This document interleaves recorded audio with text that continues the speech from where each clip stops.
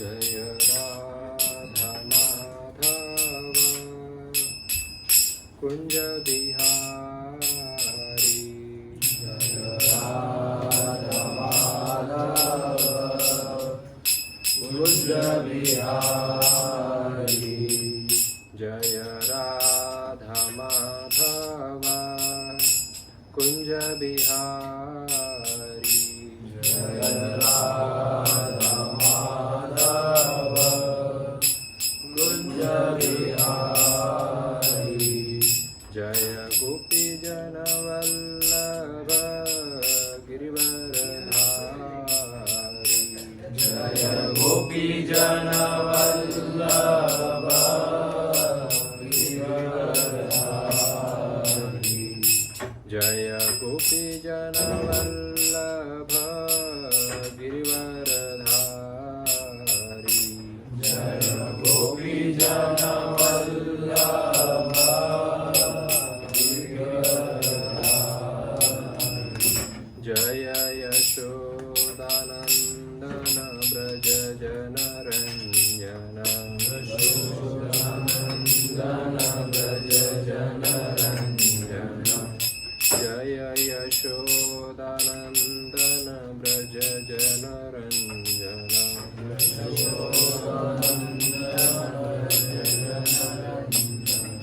यमुना तीर वनचारी।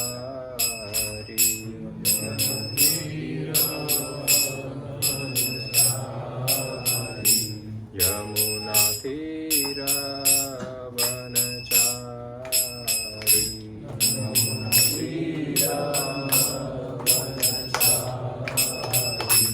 जय राधा माधव कुंज बिहारी। जय राधा माधव कुंज बिहारी। जय गोपी जन वल्लभ गिरिवरधारी।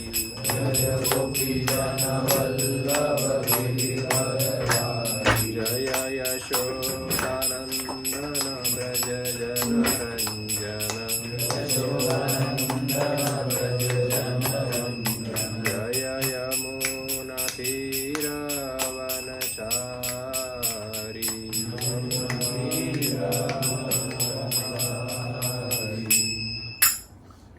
जय ओम विष्णुपाद परमहंस प्रवर्तकाचार्य स्तोत्र श्रीमद हिज डिवाइन ग्रेस अभय चरणाविंद भक्ति वेदांत स्वामी श्रील प्रभुपाद की जय। जय ओम विष्णुपाद परमहंस परिव्रजकाचार्य स्तोत्र हिज डिवाइन ग्रेस भक्ति सिद्धांत सरस्वती ठाकुर श्रील प्रभुपाद की जय।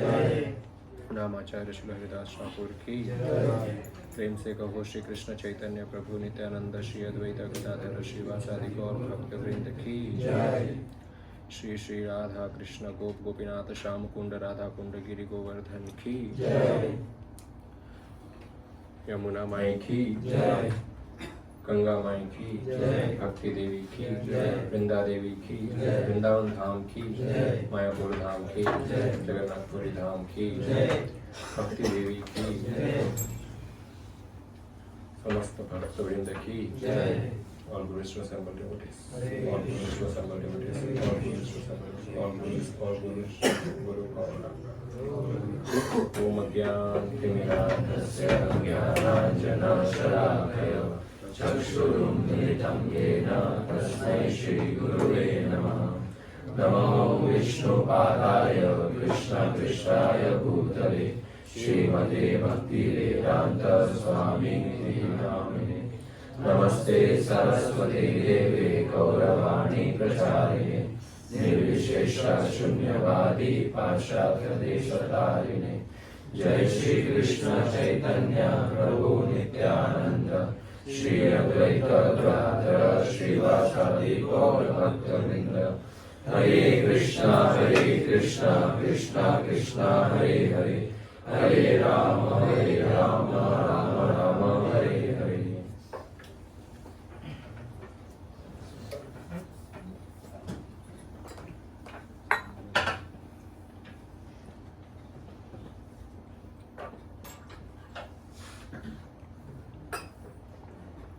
हरे कृष्णा।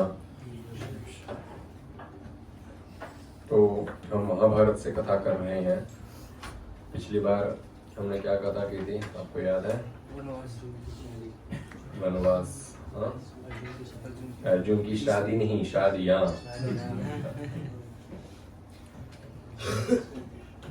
तो अर्जुन ने तीसरा विवाह किया था चित्रांगदा के साथ, और वहाँ 3 वर्ष रहे थे, और पुत्र हुआ था उनको, और उसके बाद जो है वे अपनी जर्नी आगे कंटिन्यू करते हैं। तो सर्दर्न ओशन के पास अर्जुन जो है यात्रा करते करते अपनी पहुंचते हैं।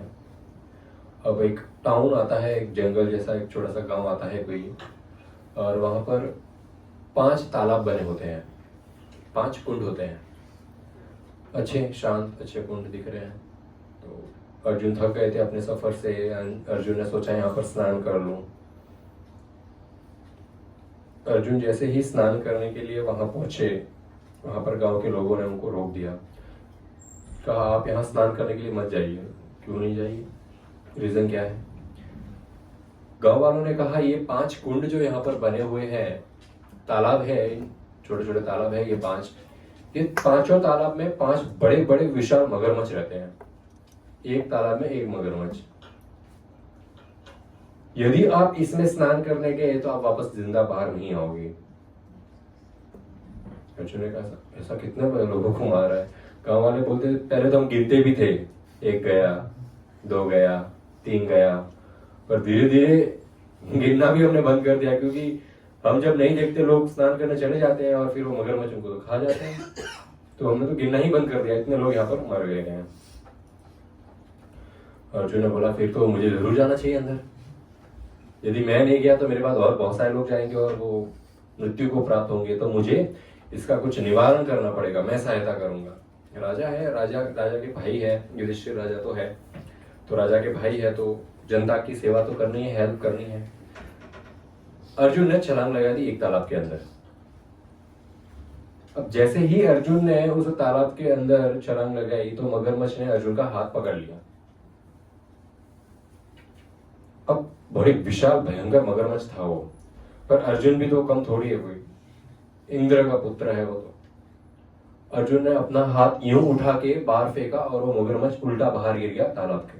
पहली बार लोगों ने मगरमच्छ को तालाब के बाहर देखा था, तब तक वो अंदर ही रहते थे, और अंदर बाहर वो तड़प रहा है। क्यों तड़प रहा है? बाहर कैसे तड़प रहा है? कुछ मारा थोड़ी उसको, तो बाहर फेंका है, मारना तो बाकी है।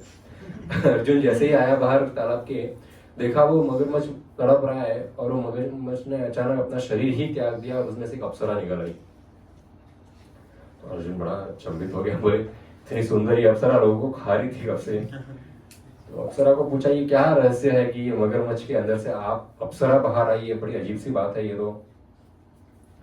अप्सरा कहती है हमारी गलती है, हम यहाँ मगरमच्छ है, बताओ क्या हुआ क्या था। अप्सरा ने कहा कि यहाँ से कुछ वर्ष पहले, कहीं वर्षों पहले इस जंगल में एक संत तपस्या कर रहे थे, एक ब्राह्मण था तपस्या कर रहा था, बड़ा ही सुंदर तेजस्वी ब्राह्मण था, और मैं और मेरी सहेलियां, 5 तालाब थे, 5 में 5 मगरमच्छ। तो ये कहती मैं और मेरी 4 सहेलियां, हम 5 सहेलियां यहाँ पर ऐसे ही खेलने आती थी। इस ब्राह्मण व्यक्ति को देखा तो हम दिल दे बैठी, कुछ होने लगा हमको। फिर तो हम 5 ने डिसाइड किया हम 5 इससे विवाह कर लेते हैं।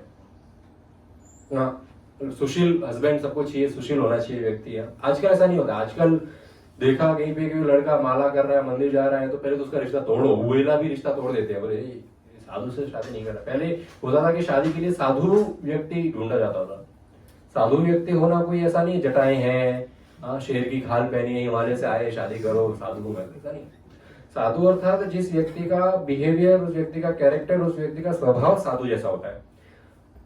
नॉर्मल इंसान ही है, अपना बिजनेस कर रहा है, पढ़ाई कर रहा है, जो अपना रेगुलर ड्यूटीज है वो निभा रहा है, परंतु वो साधुत्व में रहकर कर रहा है, सारा सात्विक गुणों में रहकर कर रहा है। वो नाम जप भी करता है, भगवान की सेवा करता है, मंदिर आता है, उपवास व्रत करता है, वो व्यक्ति साधु का आ गया है।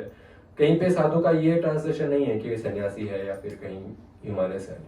हर व्यक्ति साधारण सा रेगुलर व्यक्ति अपनी जॉब कर रहा है, अपना कार्य कर रहा है, भक्ति कर रहा है, वह साधु कहलाता है।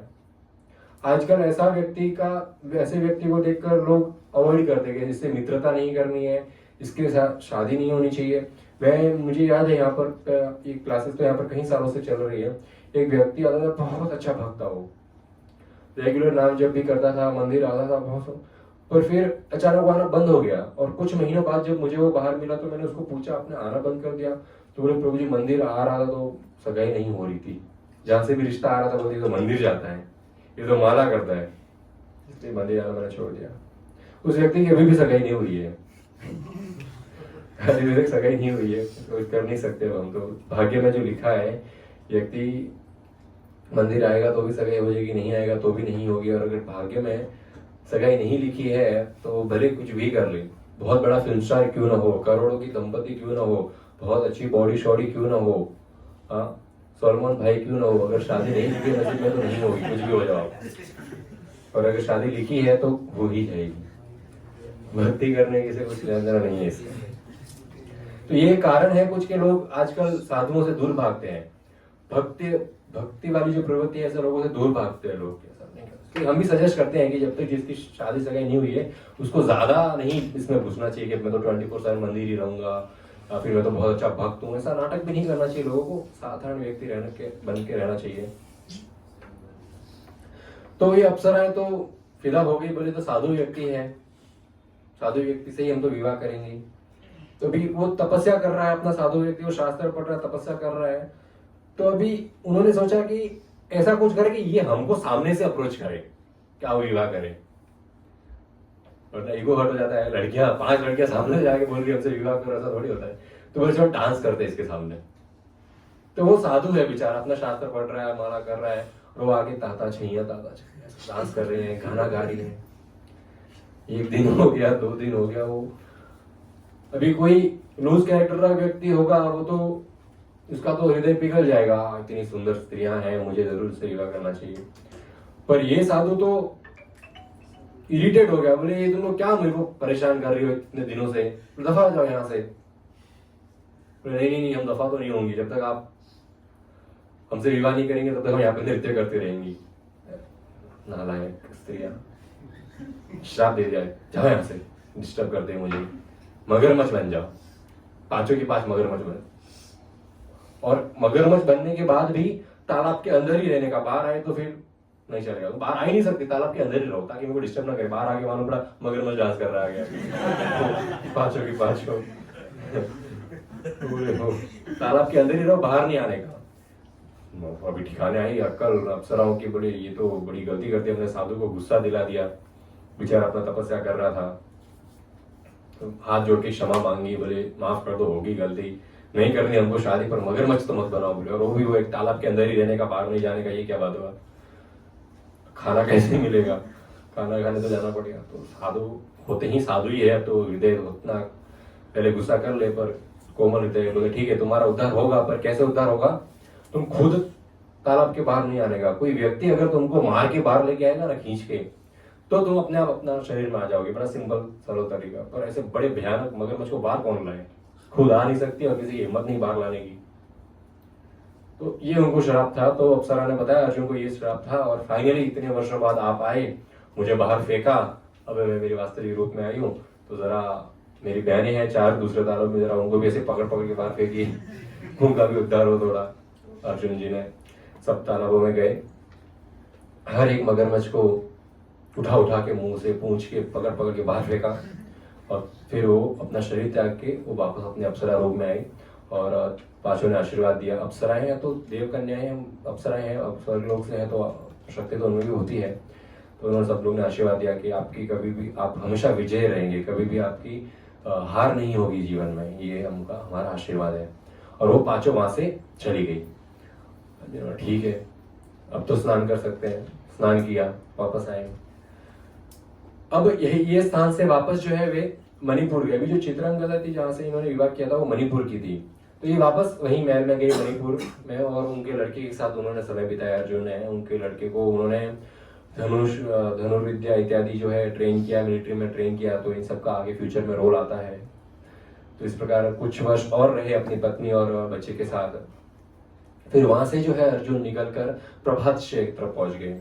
प्रभात क्षेत्र जो है वो, जैसे ही प्रभात क्षेत्र पहुंचे तो वहां पर कृष्ण और बलराम को पता चला कि अर्जुन प्रभात क्षेत्र आए, तो चलो हम मिलने जाते हैं, नजदीकी है द्वारका से, तो बोले चलो मिलने जाते हैं, और अर्जुन को साथ में द्वारका ही ले आ जाएंगे। तो कृष्ण और बलराम जो है वो अर्जुन को लेने के लिए चले गए और पहले ही ने संदेश पहुंचा दिया था द्वारका में कि अर्जुन आएगा, भव्य स्वागत होना चाहिए, बड़ा अच्छा व्यक्ति है। तो कृष्ण बलराम गए और प्रभास क्षेत्र से अर्जुन को पिकअप करके वापस द्वारका की ओर आ रहे थे और द्वारका में अर्जुन का बहुत ही भव्य स्वागत हुआ, बहुत सुंदर, बहुत अच्छी तरीके से उनका स्वागत किया गया। और इस प्रकार रोज फीस्ट होती थी, रोज पार्टी होती थी और द्वारका में खुशी खुशी अर्जुन रहने लगे। एक दिन अर्जुन की नजर जो है सुभद्रा देवी पर पड़ी। सुभद्रा देवी कौन है? कृष्ण की बहन, जगन्नाथ बलराम सुभद्रा महारानी। तो वे सुभद्रा भी द्वारका में ही रहती थी, घर है उनका। तो अर्जुन की नजर सुभद्रा पे पड़ी, सुभद्रा की नजर अर्जुन में पड़ी, इशारों में कुछ होने लगा। अब यहाँ पर कृष्ण बात कर रहे हैं और ये सुभद्रा को देख रहे हैं, हाँ ठीक है, सही है। और कृष्ण ने नोटिस कर लिया। वैसे तो कृष्ण को हृदय में सब पता ही होता है, पर कृष्ण ने नोटिस कर लिया, अर्जुन देख रहा है सुभद्रा को, सुभद्रा को भी अर्जुन पसंद है। तो अर्जुन को कहा कि विवाह करना है सुभद्रा से। बोले हाँ, अगर आपको ऐतराज न हो तो जरूर करना है। बोले दाऊ जी नहीं मानेंगे। मैं तो परमिशन दे दूं पर बलराम जी नहीं मानेंगे। दाऊ जी थोड़े कड़क स्वभाव के, दाऊ जी है गुरु वर्य है, मतलब गुरु ही है, साक्षात गुरु है जगत के। बोले बलराम जी नहीं मानेंगे। तो बोले क्या करें? बलराम जी की इच्छा है स्वयंवर रचा जाए और स्वयंवर में सबसे योग्य व्यक्ति हो वो सुभद्रा से विवाह करेंगे। परंतु अगर सुभद्रा ने किसी और को गलती से सिलेक्ट कर लिया तो आपका पत्ता कट है। बोले क्या करें? कृष्ण ने प्लानिंग की। बोले मैंने भी ऐसा एक बार किया था। क्या किया था? और भी तू ही कर। क्या किया? बोले किडनैप करके लेके जा मेरी बहन को। क्या भाई मिला है, अपनी बहन का किडनैप करवा रहा है। क्यों करवा रहा है वो जरा आगे देखना। तो बोले कि ये तारीख को सुभद्रा जो है देवी के मंदिर जाएगी पूजा करने के लिए। द्वारका से निकलेगी, एक मंदिर में जाएगी, वहां से वापस आएगी ना, तब ज्यादा चहल पहल नहीं होगी, लोग कम होंगे। उस समय आप रथ से आना, उतरना मत रथ से। अगर उतरे तो दाऊ जी छोड़ेंगे नहीं, अगर पकड़ लिया तो उतरना मत। चलते चलते ही सुभद्रा को उठा लेना और सुभद्रा को आगे बिठाना, जहां पर रथ चलाने वाले होते हैं ना, वहां पर आप रथ मत चलाना, सुभद्रा को बिठाना। सुभद्रा को कहना ये रथ चला। सुभद्रा भगा के आपको लेके जाएगी। पता नहीं कौन किसको किडनैप कर रहा है। तो बोले आप पीछे बैठना, सुभद्रा रथ चलाएगी। बोले रथ सुभद्रा चलाएगी? बोले हाँ मैं बोल रहा ऐसा करो। कृष्ण की लीलाएं हैं, स्टार्टिंग शुरुआत में कोई जान नहीं सकता, वो तो अंत में ही पता चलती है कृष्ण की लीलाएं क्या होती है। ये इसके ऊपर एक भजन सुना था मैंने, उसमें शायद मैंने एक बार शेयर किया है, वो भजन बहुत सुंदर है। उसमें वो भजन में ऐसा वो स्टोरी बताते हैं कि एक बहुत अच्छे घर के व्यक्ति थे, धनी व्यक्ति थे और सब कुछ अच्छा था, भाइयों में प्रेम था, पति पत्नी बच्चे सब अच्छा चल रहा था, बिजनेस कारोबार उनका बहुत अच्छा था। और ऊपर उनका एक रूल था कि रोज सुबह मॉर्निंग वॉक के लिए जाते थे। अब मॉर्निंग वॉक करते थे वे, एक समुद्र किनारे मॉर्निंग वॉक वो व्यक्ति करते थे। अब जब समुद्र के किनारे मॉर्निंग वॉक की जाए तो उस रेत में पद चिन्ह पड़ते हैं व्यक्ति के, जो चलता है उसमें। तो उनका कृष्ण से ऐसा प्रेम था और कृष्ण का उनसे ऐसा प्रेम था कि जब वो चलते थे उनके पैर पद चिन्ह दिखते थे और बाजू में कृष्ण के भी पद चिन्ह एवरीडे दिखते थे। कृष्ण नहीं दिखते थे, पद चिन्ह रोज आते थे, बाजू में ही चल रहे हैं। तो इस प्रकार वो कृष्ण से बातें करते थे और 2 पद चिन्ह हमेशा मॉर्निंग वॉक में वहां पर। धीरे धीरे ऐसा डेस्टिनी ने ऐसा गेम खेला उनके साथ कि उनका कारोबार डूब गया। कोई पैसा नहीं आने लगा तो भाइयों से जो प्रेम था वो भी प्रेम खत्म होने लग गया। भाइयों से प्रेम खत्म होने लगा, मित्रों से उधारी आनी बंद हो गई, कोई दे नहीं। परिवार में इज्जत होनी बंद हो गई और इज्जत भी कोई नहीं। पैसा आए तो ये तो संसार का नियम है कि हम अच्छा पैसा कमा के ला रहे हैं तो बीवी बच्चे माता पिता भाई बहन सब इज्जत देंगे, और यदि पैसा नहीं कमा रहा है व्यक्ति तो कुत्ता भी भौंकेगा आपको देखकर। ऐसी बात है। अब एक चीज उन्होंने नहीं छोड़ी थी, इनका उतना बुरा समय चल रहा था, एक चीज उन्होंने नहीं छोड़ी थी, वो थी सुबह मॉर्निंग वॉक पे जाना। क्यों? कृष्ण भी साथ होते थे। परंतु जैसे जैसे इनके बुरे दिन आ रहे थे और वे मॉर्निंग वॉक पे जा रहे थे तो कृष्ण के धीरे धीरे पद चिन्ह आने बंद हो गए। सिर्फ एक ही पद चिन्ह हो रहे थे। कृष्ण ने भी साथ छोड़ दिया। बोले ये एक्सपेक्टेड नहीं था कि शास्त्रों में हमने ये तो पढ़ा है कि संसार में कोई किसी का सगा नहीं होता है और मेजोरिटी जो रिश्ते होते हैं वो स्वार्थ के बने होते हैं। कोई भी रिश्ता संसार का होता है वो स्वार्थ पे ही टिका रहता है। वो अनकंडीशनल लव इस संसार में नहीं मिलता, बोले कंडीशन होती है, प्रेम की कंडीशन होती है। पत्नी का प्रेम मिलेगा यदि घर पे अच्छा धन लाया है और सब कुछ अच्छा सुरक्षा, मतलब ये गलत नहीं है। वो बोलते ना प्यार से बाबू पेट नहीं भरता, पैसा भी कमाना पड़ेगा। बोले बेबी आई लव यू, बोले शादी के बाद कहा, बोले झोपड़ी में रख दूंगा पर आई लव यू। बोले झोपड़ी में क्यों, महल में रख। बोले तू कमा नहीं रहा, खाएंगे क्या। बोले हम प्रेम से पेट भर लेंगे। बोले प्रेम से पेट नहीं भरा जाता, रोटी चाहिए पेट भरने के लिए है। तो यहाँ पर उन्होंने देखा कि लोगों का तो है ही संसार में, ठीक है कि मतलब के रिश्ते होते हैं। बोले कृष्ण के भी रिश्ते मतलब के, कृष्ण भी नहीं दिख रहे अब तो। वो तो अपना मॉर्निंग वॉक शुरू रखा, धीरे धीरे वापस भगवान की कृपा हुई, नया कारोबार शुरू किया, उसमें वापस धन आने लगा। जैसे धन आने लगा तो फ्रेंड्स भी आने लगे, भाइयों का फिर से प्रेम मिलने लगा, घर वालों में इज्जत मिलने लगी। तो उसको ये तो रियलाइज हो गया कि ये सब पैसों का ही खेल है, ठीक है चलने दो, चल रहा है। वो अपना मॉर्निंग वॉक पे गए, सब कुछ जैसे ठीक हो गया, वापस पश्चिम आ गए। रुक गए फर्स्ट, बोले कृष्णा, बोले तुमको तो ऐसा नहीं समझा था दूसरे संसार के लोगों के जैसा कि जब मेरा बुरा वक्त चल रहा था तब तुमने मुझे छोड़कर चले गए और अब अच्छा वक्त आया मेरा तो वापस आ गए मेरे साथ टहलने के लिए। तो कृष्ण वहां प्रकट होते हैं। कृष्ण बोलते हैं कि जब तेरा बुरा वक्त चल रहा था और यहाँ पर केवल एक पद चिन्ह दिख रहे थे, वो मेरे पद चिन्ह थे, तेरे को तो मैंने गोद में उठा के रखा था। यदि मैंने तेरे को उठाया नहीं था तो आज जहाँ पर पहुंचता भी नहीं। वो पद चिन्ह तो मेरे थे। अब तेरा समय सही हो गया, वापस मैंने तेरे को उतार दिया, दूसरे पद चिन्ह तेरे वापस आ गए। ये कृष्ण की लीला होती है, हम समझ नहीं पाते।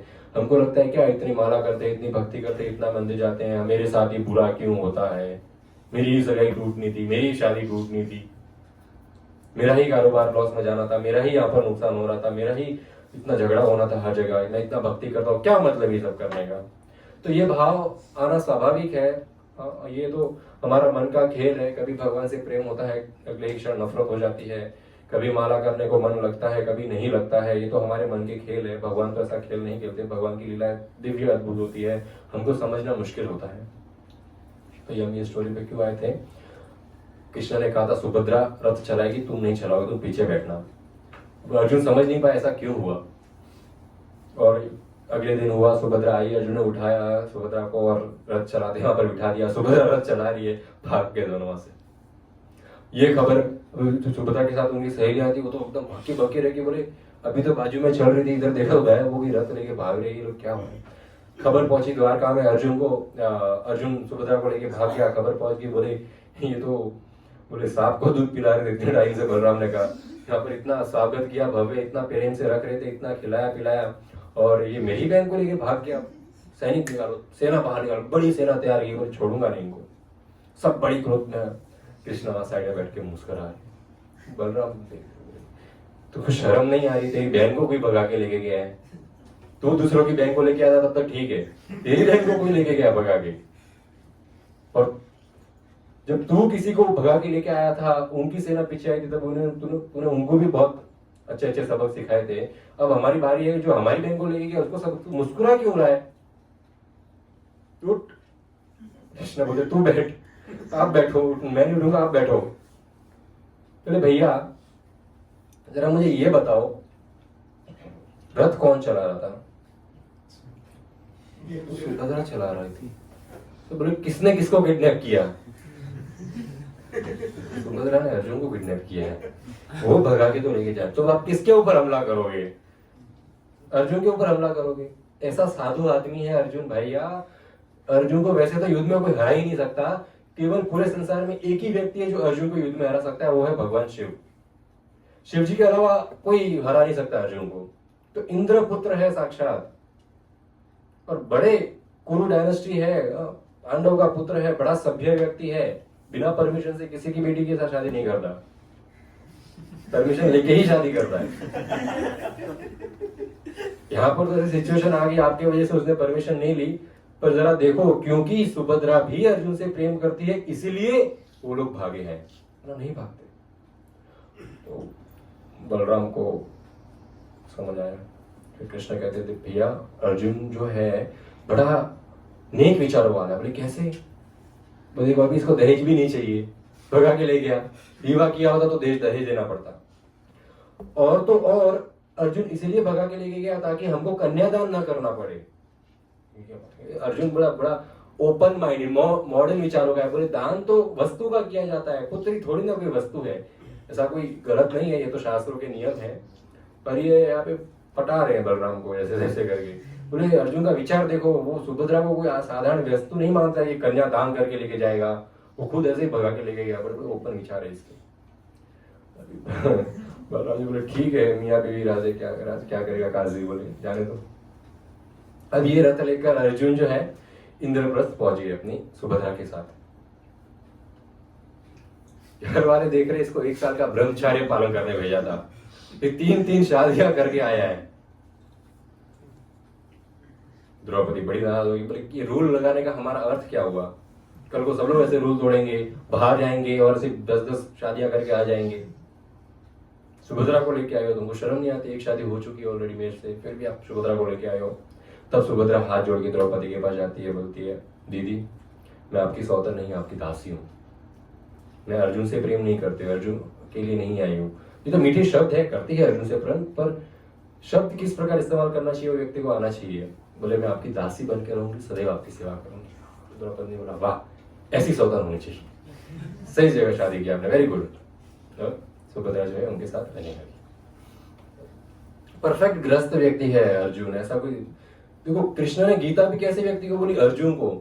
परफेक्ट ग्रस्त व्यक्ति। लोग बोलते हैं अर्जुन गीता क्या पढ़नी है, लोग कहते हैं तो साधुओं का काम है। शास्त्र बोले हम तो धंधे वाले आदमी है, बीवी बच्चे वाले। अरे ये अर्जुन की 4 बीवियां थी, तुमसे भी ज्यादा, फिर भी उसको गीता बोली गई।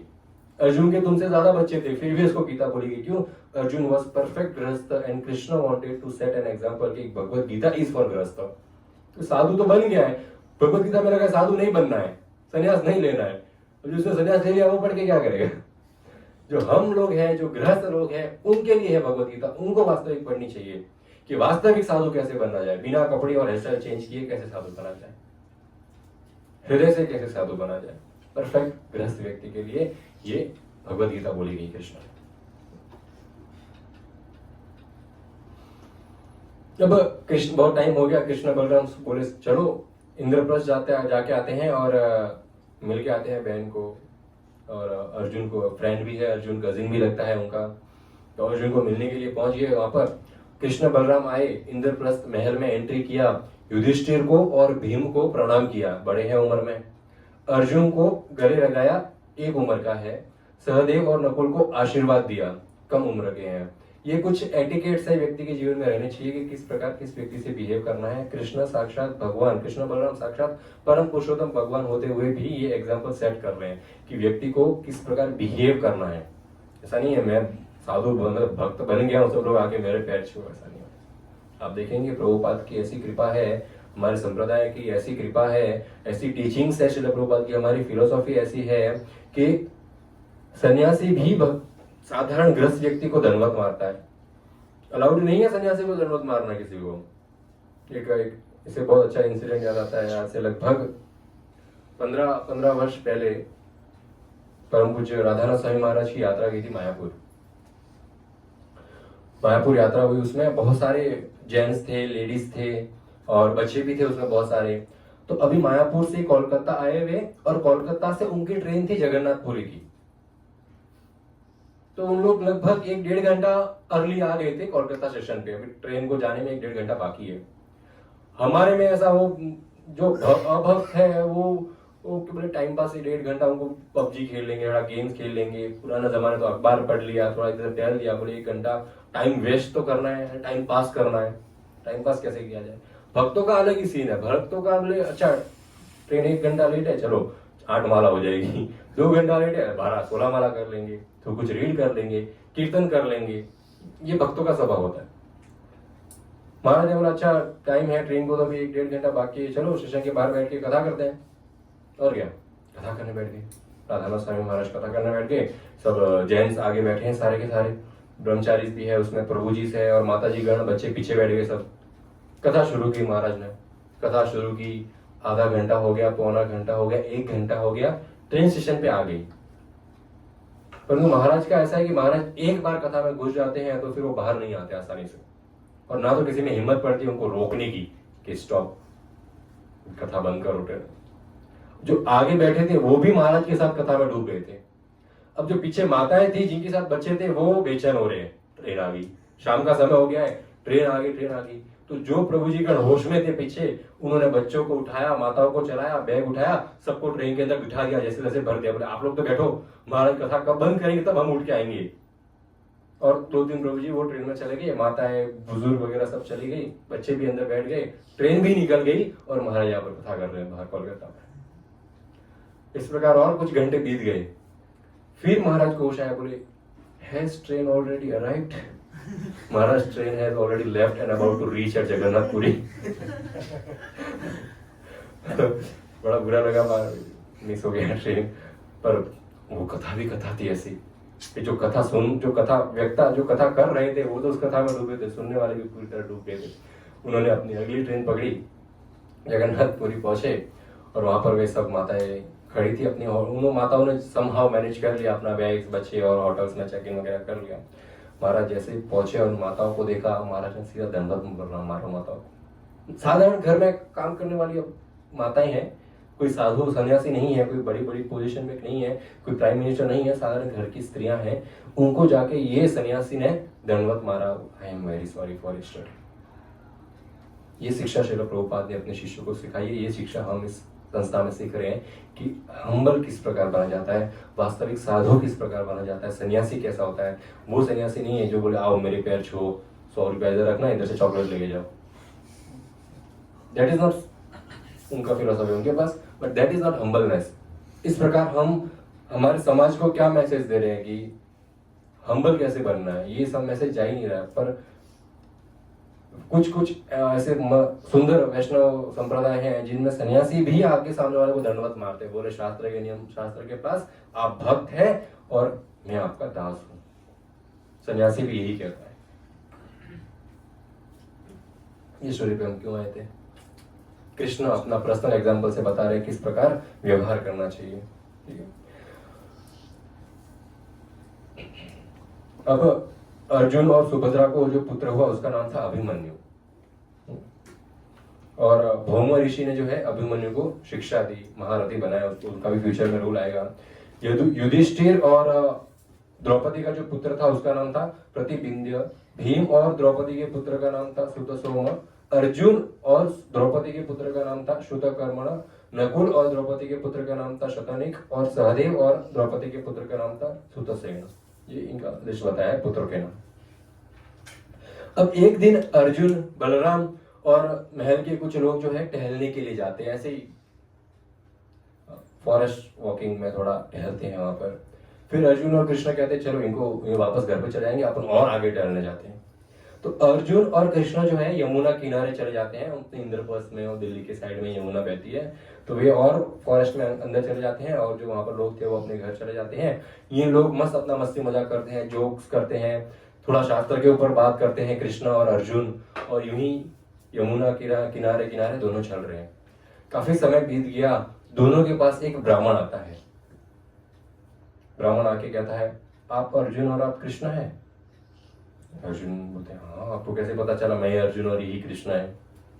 साधारण सी बात है, कृष्ण जैसा और कोई है क्या? ब्लू कलर का व्यक्ति चल रहा है अकेले, कौन होगा वो? कृष्ण ही होगा। अगर गले में सांप है तो शिव जी होंगे, और पंख है तो कृष्ण होगा। तो बोले हाँ मैं ही अर्जुन और कृष्ण हूँ। वो ब्राह्मण बोलता है मैं भिक्षा मांग रहा हूँ, मुझे कुछ भिक्षा चाहिए, क्या आप मेरे को भिक्षा देंगे? अर्जुन बोले बिल्कुल बताइए, ब्राह्मण सेवा तो उत्तम टॉप लेवल साधु की सेवा है, आपको जो चाहिए वो हम देंगे। ब्राह्मण बोलता है मैं कहीं दिनों का भूखा हूं, बहुत भूख लगी है, मेरे को कुछ खाना है। अर्जुन ने बोला और ऑर्डर करो आप, खाली स्टार्टर में क्या चाहिए, कोर्स में मेन कोर्स में क्या चाहिए, सब मिलेगा, आदेश करो क्या खाना है आपको, सब कुछ बना के खिलाएंगे। ब्राह्मण कहता है कि ये खांडर प्रस्थ जो है फॉरेस्ट है ना पूरा जो आपके इलाका का, ये पूरा खाना है मेरे को। बोलता है ये कोई खाने की वस्तु है? बोले कोई रोटी सब्जी मांग लो, दाल चावल मांग लो, मिठाई मांग लो, जंगल को खा के क्या करोगे? बोले समझे नहीं, जंगल को क्यों खाना है? और अर्जुन मतलब खा लोगे, चलो मान लिया हम लोग, बोले हाँ खा लो, खा लोगे इस जंगल को। अब वो ब्राह्मण कहता है कि अर्जुन मैं और कोई नहीं, अग्निदेव हूं और मुझे तुम्हारी सहायता की जरूरत है। अर्जुन बोले क्या सहायता चाहिए? तब अग्निदेव बताते हैं कि कुछ वर्षों पहले एक व्यक्ति हुआ, कुछ वर्षों क्या कहीं युगों पहले एक व्यक्ति हुआ करता था, उसका नाम था श्वेतकी। अब ये श्वेतकी जो व्यक्ति था, इसको यज्ञ करना बहुत पसंद था। रोज ब्राह्मणों को बुलाता था, बोले स्वाहा स्वाहा स्वाहा, दिन और रात स्वाहा, बोले थकता ही नहीं था यज्ञ करते करते। और ऐसे नहीं कि नॉर्मल 1-2 घंटे के, बोले महीनों महीनों चले ऐसे यज्ञ करता था ये। तो ब्राह्मण परेशान हो गए। ब्राह्मण बोले इतना यज्ञ, बोले हमसे तो नहीं हो पाएगा भाई इतने यज्ञ। उसे यज्ञ से इतना धुआं निकलता था कि ब्राह्मण अंधे होने शुरू हो गए थे, खुद भी ऑलमोस्ट अंधा हो गया था। पर यज्ञ करना नहीं रोक रहा है, यज्ञ करो बस आप, इतना उसको बोले भगवान को बहुत प्रिय है यज्ञ करो। बोले जीवन मिला ही इसके लिए, यज्ञ करने के लिए, बोले यज्ञ करो आप। ब्राह्मण ने बोला हमसे अभी यज्ञ नहीं होगी, आपको यज्ञ करने आप भगवान शिव के पास जाओ, वो आपकी सहायता करेंगे, वो नॉन स्टॉप यज्ञ कर सकते हैं, उनको कोई प्रॉब्लम नहीं होगा, हमसे नहीं होगा। बोले अच्छा शिव जी को जाओ, शिव जी के पास जाओ। वो भाई साहब चले गए कैलाश पर्वत, वहां पर जाकर उन्होंने तपस्या शुरू कर दी। बोले क्यों? शिव जी को बुलाना यज्ञ करने के लिए। 6 महीना तपस्या की उसने, 6 महीना श्वेतकी ने तपस्या की और शिव जी आ गए।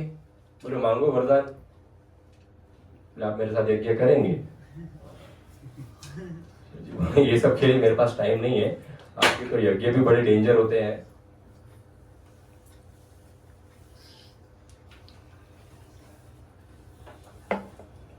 शिव जी बोले मेरे को तो खाली नाम रुचि है, मैं तो केवल नाम जप कर सकता हूँ, उसमें ही मेरी रुचि है, उससे ही मैं भगवान को प्रसन्न कर सकता हूँ। बोले यज्ञ मेरे से, और आप बोले कैसा यज्ञ? बोले श्वेतकी बोले कि ये यज्ञ मुझे करना है, ये ब्राह्मण तो बड़े कमजोर है, मुझे ऐसा यज्ञ करना जो कम से कम 100 साल कंटिन्यू चले, 100 years कंटिन्यू यज्ञ चलना चाहिए, ऐसा यज्ञ करना है। शिव जी बोले ये सब मैं नहीं करता, आदमी ला के दीजिए, आप नहीं करते तो ऐसा वरदान दीजिए कि आए हो तो वरदान दो कि मुझे ऐसा कोई व्यक्ति मिले जो 100 साल यज्ञ कर सके। भगवान शिव ने बोला मेरा ही एक अंश है दुर्वासा मुनि, आप उनसे यज्ञ करवाइए, वो आपके लिए यज्ञ करेंगे। श्वेतकी ने बोला वेरी गुड, लाओ आगे दुर्वासा मुनि और ये श्वेतकी बैठ के यज्ञ करने के लिए 100 सालों। यज्ञ में क्या आहुति दी जाती है? मोस्ट इंपोर्टेंट आहुति क्या है यज्ञ में? घी, गाय का घी होना चाहिए, हर आहुति में घी होना चाहिए। वो घी डाले ही जा रहे हैं, स्वाहा ओम केशवाय स्वाहा, ओम नारायण स्वाहा, स्वाहा स्वाहा डाले जा रहे 100 साल कंटिन्यू घी डाला। अग्निदेव बोलो इतना 100 साल तक उन्होंने मेरे को घी खिलाया है, मेरा स्टमक अपसेट हो गया है, अब मैं कुछ नहीं खा सकता। न अग्नि प्रज्वलित होती है, जब मेरी अग्नि कमजोर हो गई है उस समय के बाद से जो भी व्यक्ति संसार में यज्ञ करना चाह रहा है, मैं वहां प्रकट नहीं हो पाता, मेरा पेट स्टमक अपसेट है। उन लोग कितना भी डाल दे खाने की वस्तु, अग्नि प्रज्वलित ही नहीं होती, थोड़ी सी होती है, पर जो यज्ञ करने की जरूरत है वैसे मैं नहीं कर पाता। और उस समय को बहुत टाइम बीत गया, अभी मेरा स्टमक अपसेट है, मैं कुछ खा भी नहीं पा रहा हूँ, भूख भी बहुत लगी है, स्टमक भी अपसेट है, क्या करूं? ये अर्जुन को बता रहे अग्निदेव। बोले वहां से फिर मैं गया ब्रह्मा जी के पास।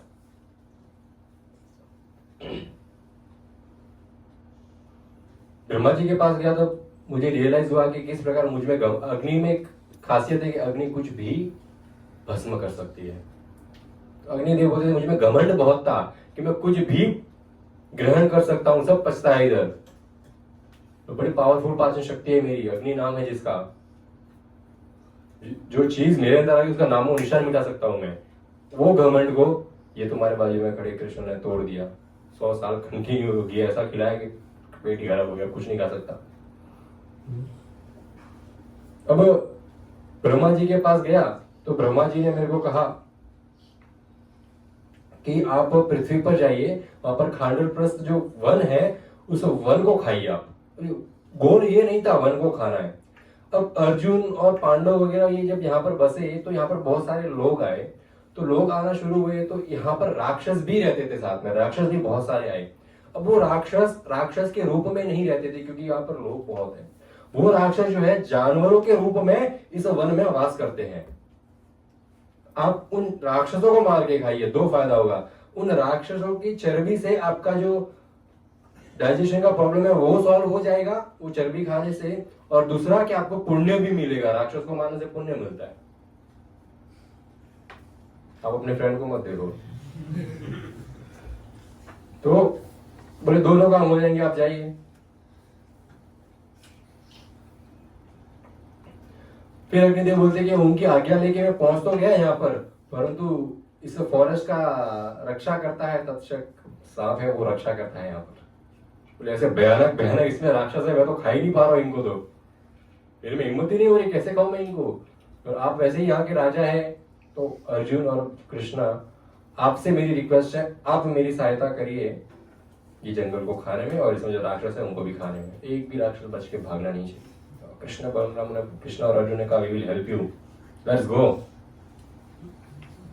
अर्जुन ने कहा कि हम सहायता करेंगे आपकी, पर एक चीज चाहिए मुझे। क्या? एक गांडीव बाण है वो चाहिए मुझे, गांडीव धनुष चाहिए। सोम देवता ने वो जो है वरुण देवता को दिया था, वो आप मुझे लाके दीजिए। गांडीव लाके दीजिए, गांडीव लाके। एक रथ लाके दीजिए जो मन की गति से चलता है, रथ लाके दिया। और कृष्ण ने अर्जुन ने जंगल को आग लगानी शुरू कर दी, सहायता की कि आप अभी जानवर को खाना शुरू करिए। अब हर जगह धीरे धीरे आग फैल रही है कि खा रहे हैं वन को। अभी अंदर जो सब जानवर वहां पे, चिड़िया, बतख, हिरण, सांप, सब के सब राक्षस थे, सब राक्षस जानवर। वास्तविक जानवर कोई था ही नहीं कि मार के खा लेते थे, फिर उनका रूप लेके यहाँ पर रहते थे। तो भी जानवर इधर उधर भागना, जो राक्षस है इधर उधर भागना शुरू किया। तो इधर उधर में यहाँ से अग्नि आ रही है, एक साइड कृष्ण रहते थे, एक साइड अर्जुन रहते थे। जो भी राक्षस जानवर के रूप में भागता था उसको बाण मारते थे।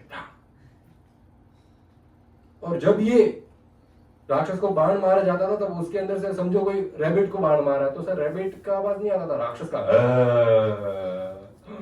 ऐसी आवाज एक छोटे छोटे जानवरों से आने लगी कि उसमें राक्षस वास करते थे। और फिर उनको जो है ये अग्निदेव खाने लगे। पूरा धुआं जो है वो आसमान में फैलने लगा और देवता भी अचंभित हो गए, ये धुआं स्वर्गलोक तक जाने लगा। बड़ा भयानक हुआ, पूरा जंगल को खाने लगे। अब वहां पर तक्षक सांप आ जाता है। तक्षक सांप देखता है कि तक्षक सांप का एक बेटा उस जंगल में रहता था, उसका नाम था अश्वसेन। जूनियर सांप था अश्वसेन। उसको भी मारने के लिए, खाने के लिए अग्नि देवता आ रहे थे। वो आगे भाग रहा था, पीछे अर्जुन ने बाण छोड़ा। जो भाग रहा है उसको बाण, आइदर यू सरेंडर, वो क्या बोलते हैं, सरेंडर कर लो वरना तन सर से जुदा करेंगे। सरेंडर करो अग्निदेव को वरना सर काट दिया जाएगा तुम्हारा। सांप आगे भाग रहा था, अर्जुन ने तीर छोड़ा उस तक्षक सांप के बच्चे को मारने के लिए। तब तक उसकी बीवी आ गई तक्षक सांप की। वो अपने बच्चे को मरता हुआ नहीं देख सकते थे, उसने उस बच्चे को अपने शरीर में ग्रहण कर लिया ताकि बाण लगे तो मुझे लगे। तो अर्जुन ने गले से नीचे बच्चे को उतारा और वो तीर जो है उस तक्षक सांप की जो वाइफ थी उसके गला काट दिया। वो तो मर गई परंतु वो बच्चा जिंदा रहा। बच्चा मतलब छोटा बड़ा बच्चा नहीं था, बड़ा बैल था, आदमी बच्चा था, सन ऑफ तक्षक, राक्षस था बहुत बड़ा। वो हाथ जोड़ते हुए आया। अश्वसेन ने कहा कि मैं जिंदा बचा हूं, आप कृपया मुझे माफ कर दीजिए। तो जो शरण में आया उनको माफ कर दिया। अर्जुन और कृष्ण ने इसको तो जाने जब आप जिंदा रहो। अब एक और दानव वहां से बाहर निकल के आया, उसका नाम था मया दानव।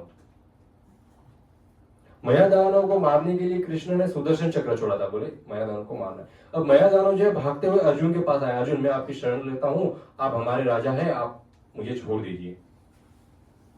अर्जुन ने कहा ठीक है, मेरे शरण में आए हो तो आपको माफ कर दिया। जैसे भक्तों ने माफ किया, सुदर्शन चक्र वापस चला गया अर्जुन के पास।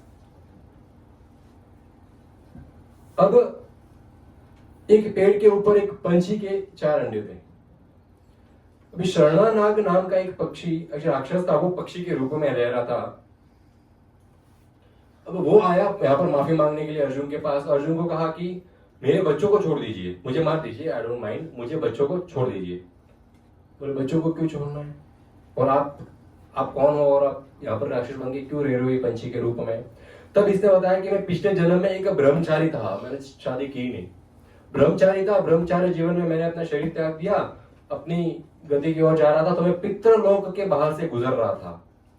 जब मैं पितृलोक के बाहर से गुजर रहा था तब जो अंदर मेरे पूर्वज थे पितृ, उन्होंने बोला ये नालायक देख जा रहा है ब्रह्मचारी। मैंने बोला आप लोग ऐसे मेरे को गाली क्यों दे रहे हो। बोले तेरा कोई उद्धार नहीं होगा। बोले क्यों उद्धार नहीं होगा, ब्रह्मचारी हो तो भाई, आज जीवन ब्रह्मचारी पालन किया है।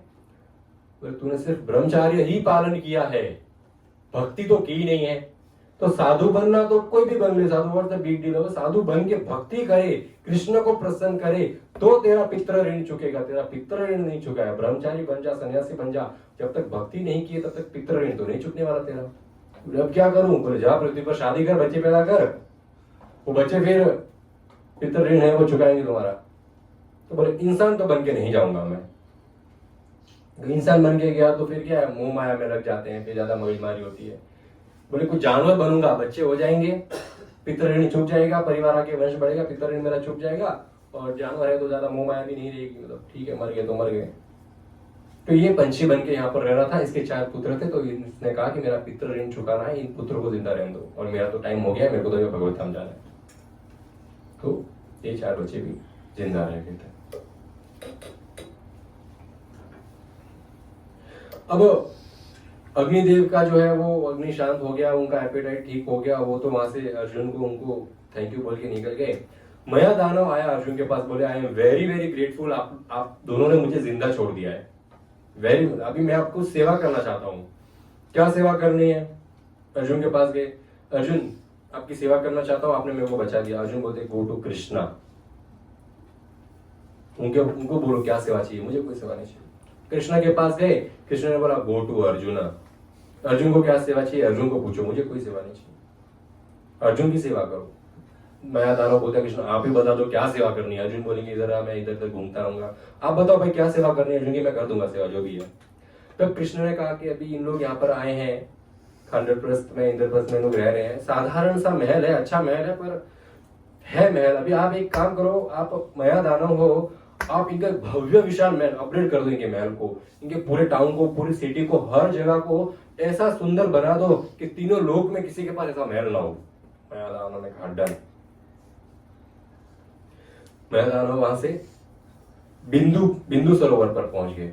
बिंदु सरोवर पहुंचे, बिंदु सरोवर के उस सरोवर के अंदर ऐसी ऐसी मूल्यवान चीजें थी जो इन्होंने इस महल में यूज करनी थी। उसके अंदर से सबसे पहले तो गधा निकला, एक गधा। वो गधा, एक गधा 100 गधों के बराबर था। गधा नहीं है, गधा वो जो भीम रखते हैं, वो गधा लाया उन्होंने वहां से। वो गधा भीम को दिया, बोले ये किसी को एक बार मारोगे तो व्यक्ति को ऐसा लगेगा 100 गधे मारे हैं, बड़ा अच्छा है। तो वो भीम को दिया। और एक शंख लाया, देवदंत शंख, वो शंख अर्जुन को दिया, बोले जो युद्ध के पहले ये शंख बजाता है उसकी तो विजय ही होनी है। और इस प्रकार उन्होंने वहां से बहुत सारे ज्वेल्स और रत्नमणि, रूबीज वगैरह सब निकाले, और अर्जुन का ऐसा भव्य महल वहां पर पांडवों का उन्होंने वहां पर प्रकट किया कि दीवारों के अंदर ऐसे ऐसे हीरे अलग अलग कलर के जड़े थे कि ये पांडवों की जो इच्छा होगी कि अब हमें रेड लाइट करनी है तो वो हीरे रेड होते थे। अभी इच्छा हुई कि हमको ब्लू लाइट करनी है तो वो हीरे ब्लू कलर की लाइट प्रदान करते थे। अभी इच्छा हुई कि लाइट डिम करनी है तो वो हीरे अपने आप अपने अंदर वो रोशनी कम कर देते थे। इस प्रकार अपने मन की शक्ति के ऊपर काम करने वाले हीरे उस मया दानव ने जो है उस महल में लगाए। उस मया दानव ने, युधिष्ठिर राजा थे वहां के, युधिष्ठिर के लिए एक सिंहासन बनाया जो ऐसा लगता था कमल जैसा। अब वो सिंहासन ब्रह्मा जी के कमल सिंहासन को भी शर्म में डाल दिया, ऐसा सुंदर कमल का सिंहासन युधिष्ठिर के लिए बनाया। क्या रोड बनाए, क्या बिल्डिंग्स बनाई, और एक ऐसे अभी तालाब बनाया। अभी वो महल के अंदर एक तालाब, एक पौंड छोटा सा, वो पौंड, अभी पौंड है तो कुछ पत्थर लगाते हैं, टाइल्स लगाते हैं ताकि पानी चला नहीं जाए, तो उन्होंने वो हीरो से पूरा पौंड को सजाया, उसके अंदर पानी डाला, और वो पानी इतना क्रिस्टल क्लियर वाटर, इतना स्मूथ, ऊपर की सीलिंग दिखती थी, ऐसा लगता था प्लेन फर्स्ट एरिया, कुछ ऐसा लगता ही था पानी है वहां पर। इतना सुंदर उन्होंने वो पानी बनाया। सोने के पिलर बनाए जिसके ऊपर ये महल खड़ा था। ऐसा सेवा भावी ये दानव था। ये खबर पहुंच गई कौरव एंड ब्रदर्स के पास। फिर उन्होंने क्या किया, नेक्स्ट वीक देखते हैं। Thank you so much. Hare Krishna. Srila Prabhupada की जय।